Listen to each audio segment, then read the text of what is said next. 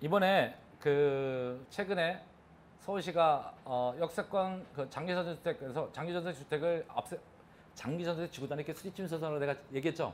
이번에 바뀌었어요. 공공임대로다가 공공임대형 지구단위계 수립심사선으로 바뀌었어요. 앞에 장기전세에서 빠졌어요. 공공임대형으로. 그러니까 공공임대형에는 뭐냐면 기존적 일반임대, 공공임대 그래서 다 들어가는 거예요. 그래서 기존에는 도시환경 정비 사업이라든지 재개발 재건축도 다 따로 해놨는데 공공임대형 들어가면 한 번에 다 포함 다 시켜버렸어요. 그러니까 민간 임대도 들어가고 공공임대도 들어가고 다 들어가는 거예요. 그러니까 공공임대형 지구단위계 수립준수로 바뀌었어요. 이 이름이. 그러면 재개발 재건축 도시환경 정비 사업 일반 것도 다 들어가는 거예요. 그러니까 시프트 들어가도 되고 재개발해가지고 임대주택 건설에도 들어가도 되고 재건축할 때 임대주택 조금이라도 건설하면 다 해주겠다는 얘기예요. 역세권 지구단위계가. 그러니까 저번에 할 때는 역세권 중심 또는 역세권 출입구에서 500m 이렇게 250m, 500m 이렇게 나눴다 그랬잖아요. 바뀌었어요. 뭐냐면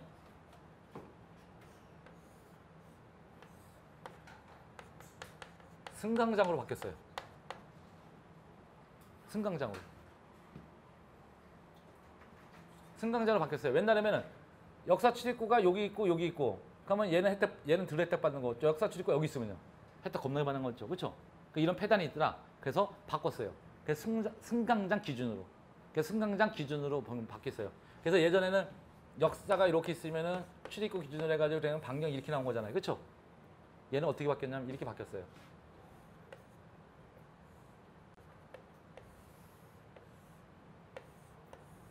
이렇게요. 그래서 250m. 끝자리에서 면에서 250m, 면에서 250m. 그게 1차 역세권이에요. 그 다음에 여기서 이렇게 가가지고 가게 되면은 이렇게 해서 2차 역세권으로 바뀌었어요. 제가 이거 왜 얘기해드린지 아세요? 이것 때문에 혜택 받는 업체가 하나 생겼어요. 얘요.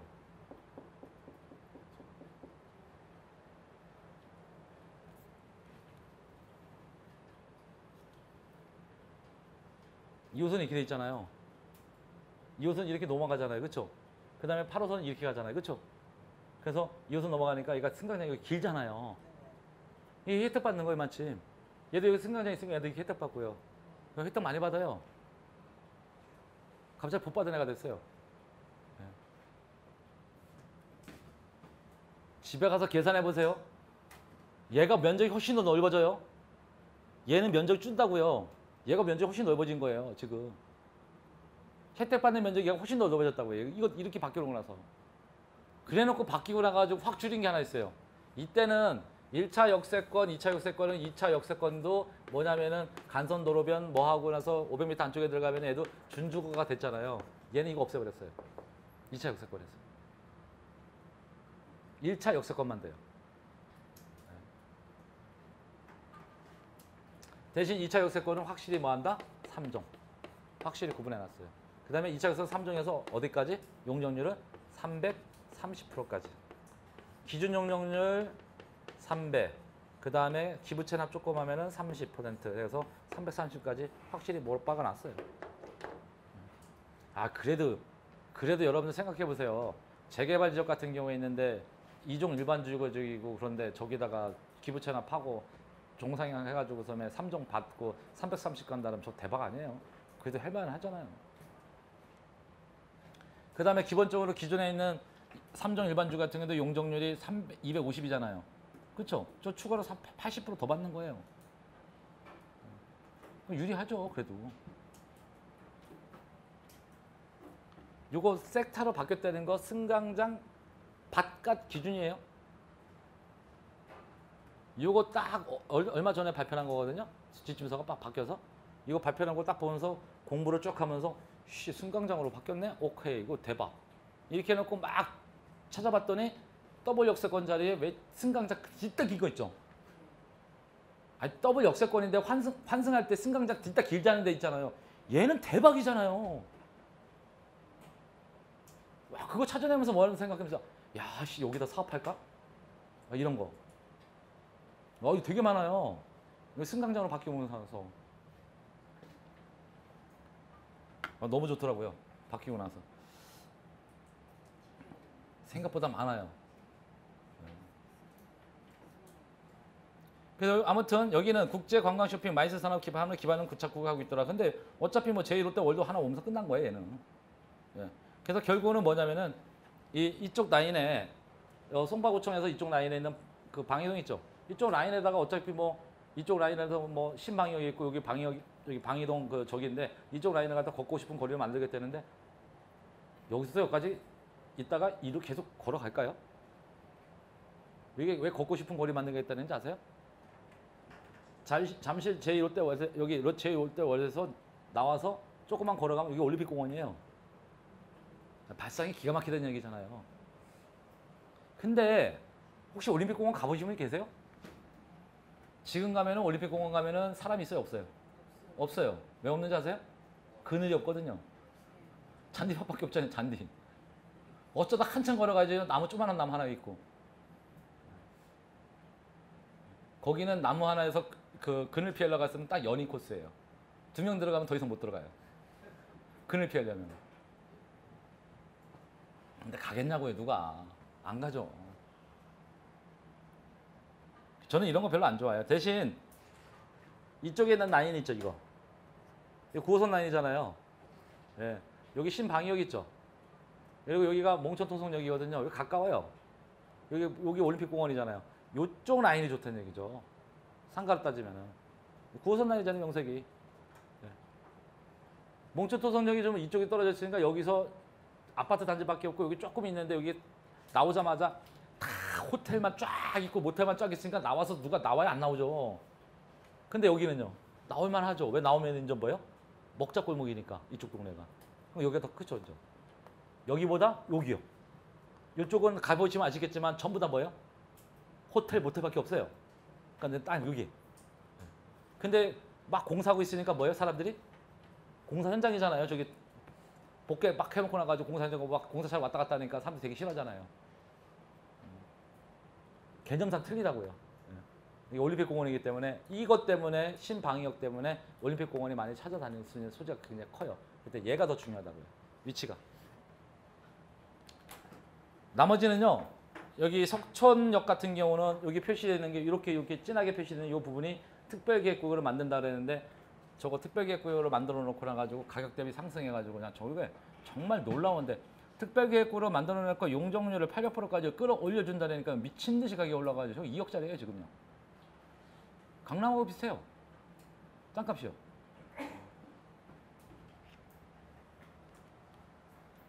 저하고 술 친구 하는 애가 하나 있는데 자기 아버지 거기 빌딩 거기 있거든요. 스킨스쿠버 겁나게 잘해가지고 스킨스쿠버를 1층에 차렸더라고요. 참 정말 돈 있는 사람들은 딱 특이해요. 차라리 자식이 장사하는 것보다는 임대료 받는 게 훨씬 더 잘 될 텐데. 그게 자식이 장사한다니까 스킨스쿠버 매장을 하나 열어주더라고요. 1층에다가. 저 같으면 죽었다 깨나도 그런 짓 안 하는데. 24시 동남권 생활권 분석에서 못다한 거 수정 문정 지역 중심부터 들어가도록 하겠습니다.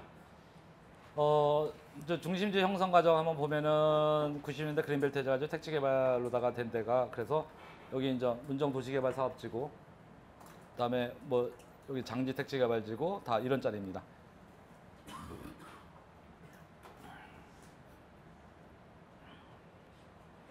그래서 이쪽은 저는 계속 아까보다는 해서 이렇게 묶어버린 거예요. 수서부터 시작해가지고 이렇게 문정지구까지 전부 다 묶어버렸어요. 이렇게요. 이렇게. 그래서 문정지구를 이렇게 끌고 간 거거든요.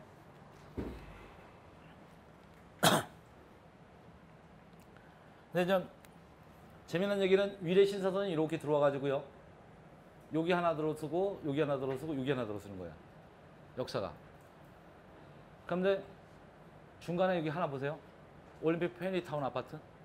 역사 있고 역사 있고. 한마디로 대박 친 거죠.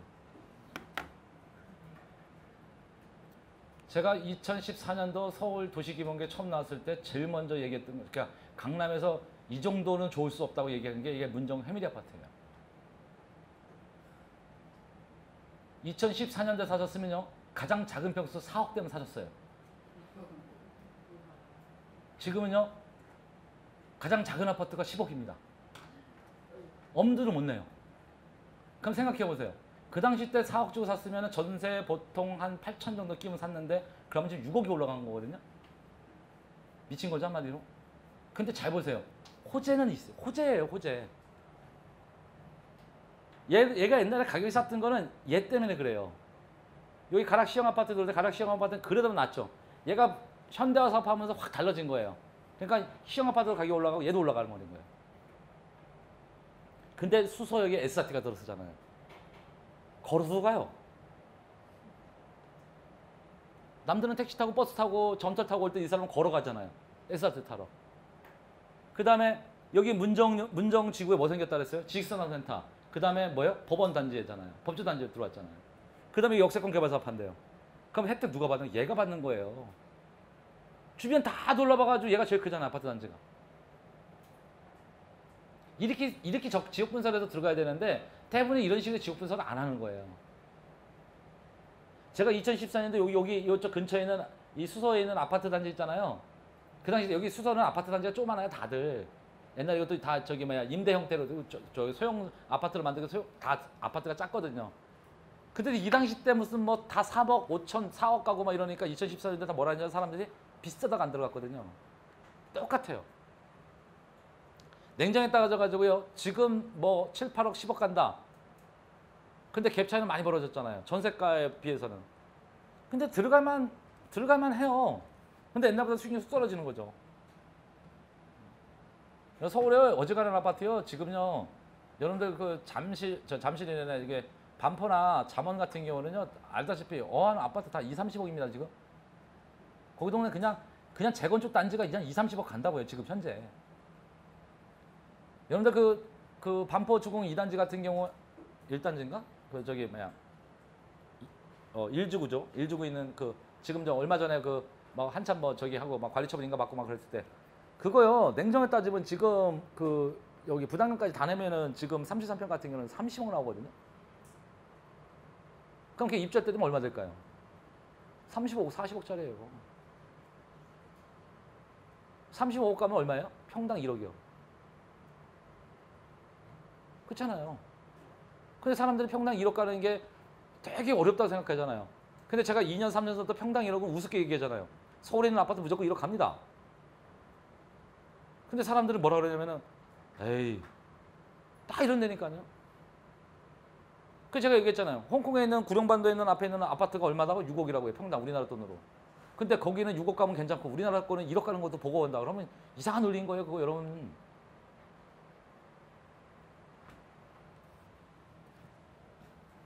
만약에 서울에 괜찮은 아파트가 하나 있고 한강 조망권도 있고 주변에도 교통 환경도 좋고 막 이런 아파트들이 만약에 3, 40억 간다고 당연한 거예요. 지금 얘 10억 간다 치면은요. 이게 나중에 3, 40억짜리 되는 거예요. 10년 뒤에요. 근데 지금 10억 간다 비싸다고 그럼 못 들어가죠 영원히. 그럼 나중에 10년 뒤에 또 3, 40억 돼 있으면요. 뭐라는지 아세요? 10년 전에 남소장이라는 사람이 딱 찍어줬는데 안 들어갔어. 그랬더니 10년 뒤에 보니까 30억, 40억. 어우 미쳤지 내가. 똑같아요. 제가 맨날 강의할 때마다 써먹는 말 중에 하나거든요. 서울은 어쩔 수 없습니다. 제가 그러잖아요. 주택 투자는 어디에 달라고요? 서울에다가. 토지 투자는 어디에 달라고요? 수도권에다가. 이게 논리예요, 논리. 딱 정해져 있어요. 여러분들 이 수도권 있잖아요. 수도권에도 신규 전철 나오는 곳은요 다 떠요. 제가 작년, 재작년하고 작년 초까지만 해도 열심히 제가 안성 맞춤 IC 생기고 이런 데서 거기 투자 가치 있다고 막 했거든요. 얼마 전에 신문 뜬 거 보셨어요? 예? 거기가 보계면이거든요. 보계면 물류산업단지 만든다고. 물류산업단지 들어오죠? 거기다 또 건설기계 산업단지 들어온다 그러죠? 이미 게임 고발됐어요, 거기. 제가 늘 그러잖아요. 앞으로 IC는 뭐다? 똑같이 뭐 한다? 역세권하고 똑같이 뭐 한다? 직주 근접 평으로 간다. 얘기했잖아요. 이 추세가 그런데 추세가.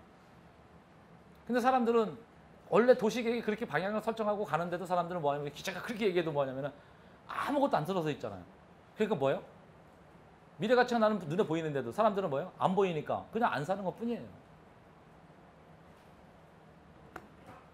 보계 물류 산업단지 들어오고 난다 가지고 그 일대 지금 값이 60만 원 뛰었어요. 지금 1년 만에 2배 뛴 겁니다. 그러면 제가 30만 원 초반대 다 사줬으니까.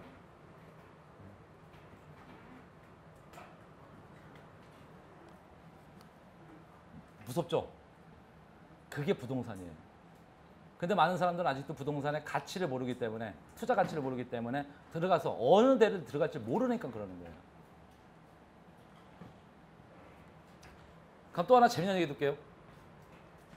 수서 SRT 개발하잖아요. 이 동네 여기 앞에 뭐야 이거? 무슨 마을이에요 이거?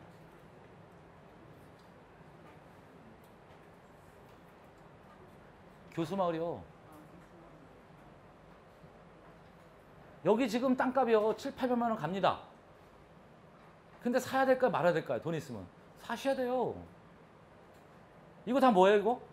보금자리 주택, 보금자리 주택 다 이거 보금자리 주택 얘만 빠진 건데 지금. 근데 서울시는 여기를 갖다 뭐 하려고 했는지 아세요? 요거 수서 차량 기지 만들어 놓고 아파트 다 들었으니까 여기는 뭐 하겠다? 단독주택으로 만들겠대요. 고급형으로다가. 고급 명품 단독주택지를 만들겠대요.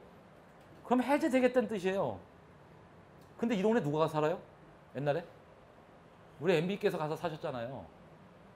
MB가 여기를 갖다 사저를 괜히 만들어 갔을 것 같아요? 에이 여러분 안 그린 거예요. 일단 만들어 놓고 들어가잖아요 걔는. 요즘 힘드셨는지 복도 나올 때 이렇게 벽 잡고 다니시더라고.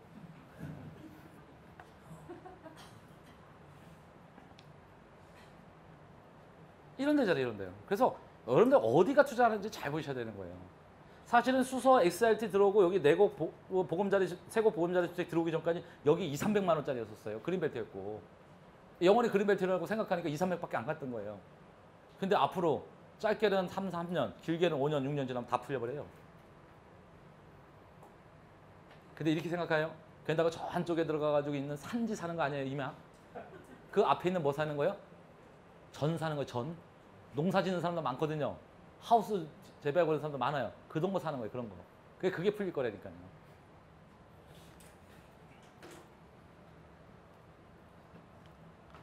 한번 볼까요? 발전 방향. 수서 역세권 중심으로 미래형 복합도시 만들겠대요. 도심 주거, 첨단산업.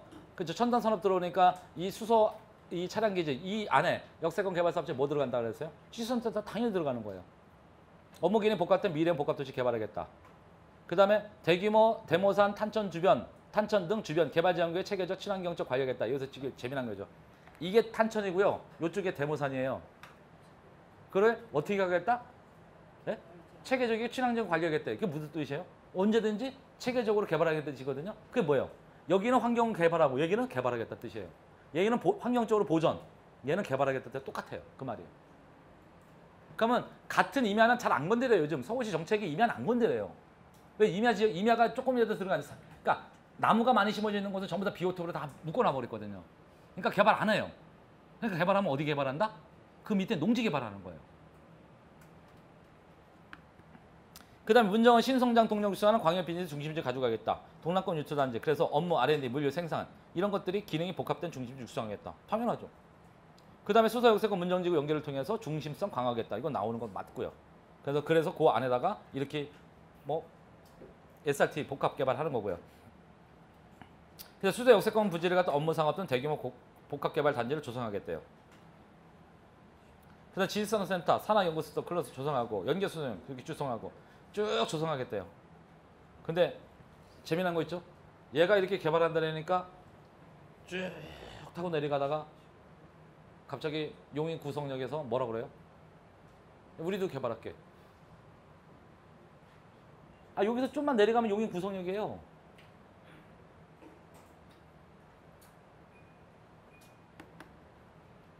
제가 예전에 한 2년 전에 강의할 때 뭐라 그러면은 경기도 종합계획 강의할 때 거기다 굴다리 하나 만들어가 딱 하면 여기서 개발될 겁니다. 이거 싹 다 딱 그려놨거든요.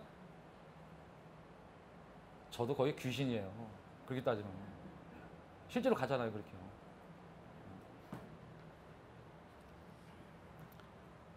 그 다음에 문정 장지역 주변 신산업 연계 거점 육성으로 하겠다. 그래서 장지역까지 보는 거예요.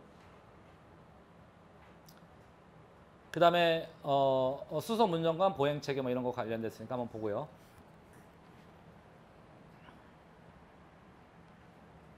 그 다음에 천호길동 같은 경우는요.